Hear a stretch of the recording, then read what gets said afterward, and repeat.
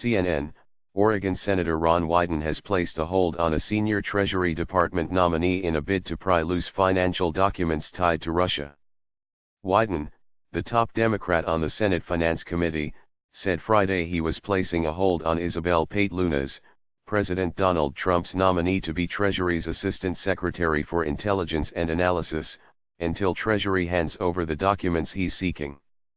I have placed a hold on the nominee because of the Treasury Department's refusal to provide the Senate Finance Committee with Treasury documents related to Russia, Wyden said in a statement.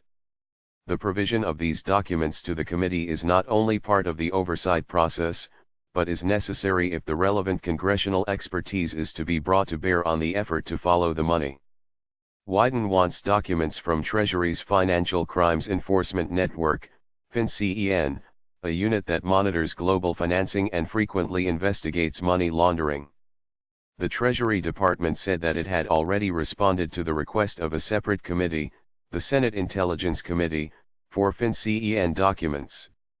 Treasury has fully cooperated with the Senate Select Committee on Intelligence. As a member of that committee, Senator Wyden has full access to these documents, a Treasury spokesperson said. We see no reason why he is holding up a qualified expert in a key intelligence role. FinCEN did not return a CNN call seeking comment.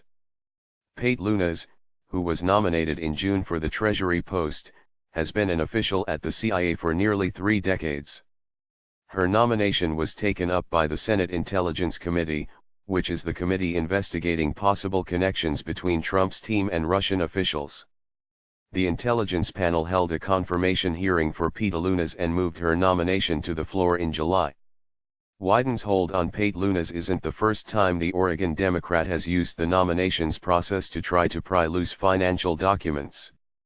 The Treasury statement referenced documents provided to the Senate Intelligence Panel earlier this year, after Wyden had placed a hold on Sigel Mandl when he was nominated to oversee FinCEN.